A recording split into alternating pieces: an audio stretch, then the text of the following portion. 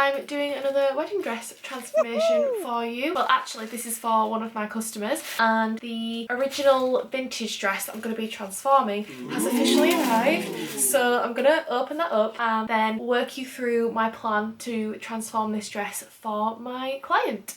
So let's go. We have a visitor. Hello. Okay. I just realised I totally forgot to say hi. So hi, welcome. My name is Meg. I'm a fantasy fashion and wedding wear designer and maker, and I specialise in creating pieces all from second-hand, reclaimed and vintage materials. I do a lot of upcycling projects. Welcome aboard. I hope you enjoy the video. So I think this dress comes with a hoop skirt, which I probably won't use, but it's always fun to have. It might come in handy for something else. Okay, so that's the hoop skirt, and this is the dress.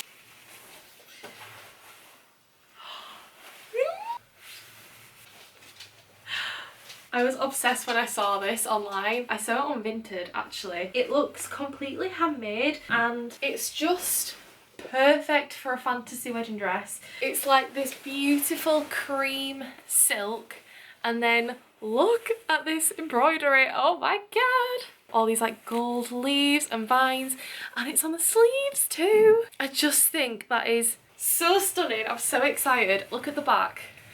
I absolutely love this. I mean, this is like stunning as it already is, but I'm definitely gonna just give it a little, you know, a little something to make this even more fantasy and magical. Oh my gosh, I'm so excited. This is just gonna be gorgeous. I will show you the design and my plans for it, and then we will just get going. So this is one of the designs and mood boards I did for my customer. I always do a couple of different options for them to choose from and make changes, and this is the one that we settled on. So you can see the plan is to add some oversleeves and overskirt and some other little details and trimmings as well. So the first thing to do is remove the zipper from the back of the dress so that I can convert it into a corset back. So I'm just removing the buttons because, as I do with most of my wedding dresses, I give them a corset back just because, one, it adds to that kind of like whimsical fairy tale vibe, and two, it just means that they're a little bit more adjustable for when they actually do arrive with the brides. So it means I have to remove all of these beautiful silk covered buttons, which is hurting my soul a little bit to take them off. But it will look absolutely gorgeous when I've got the eyelets in, and we can like lace this up with a silk ribbon or something. But yeah, so I'm just taking all of these off and gonna pop them in a little dish and save them, and hopefully I can use them for a future project.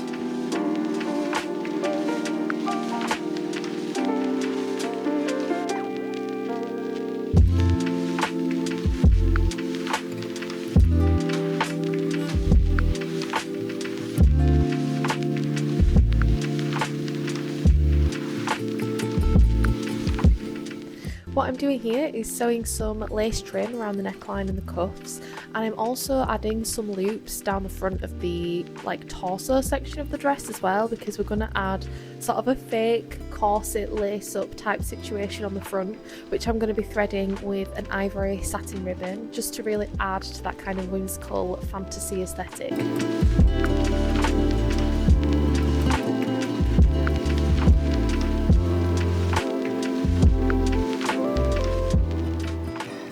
I have basically made a start by adding lace around the cuffs and the neckline, and this really gorgeous like braid trim as well. I've also added that down here and added the lace up at the front. The next thing to do is going to be adding the floaty sleeves and the skirt. So there's going to be like an overskirt and hopefully a trim. I was in the charity shop the other day and I found this vintage tablecloth, which could not be more perfect for this dress because it's got these golden leaves embroidered all over it, which just matches this so perfectly, because the plan was to add like an ivory overskirt but still tie it in with the gold and the cream. I just cannot believe how perfect this is with the leaves. Like, it's I don't know, sometimes I just have the weirdest thing where I just find the perfect thing that I'm looking for. So I don't know how this is going to work, but I could potentially make quite a big train with this. It could kind of go like that. I also ordered this dead stock bridal trim, which is so beautiful. It's like this ivory scalloped lace and it's got beads on it, and it's got a tiny little bit of gold in there as well. Ooh. So I thought that might be really nice. And then the tablecloth came with all of these napkins with these cute little tabs on. So I thought like I could use that as like the bands on the sleeve maybe, and I don't know, figure out a way to utilise these as well.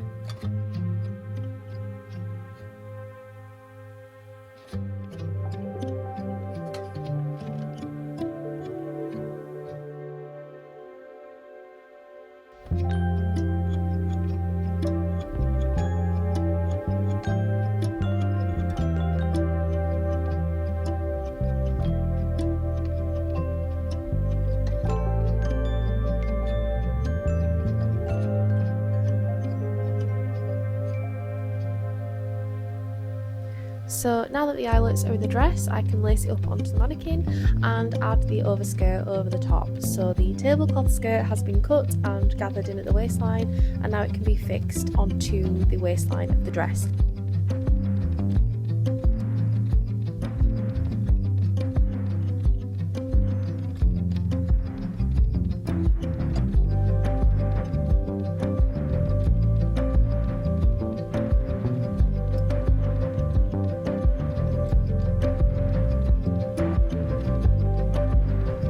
So the next thing to do was figure out how I was going to make a feature of the waistline.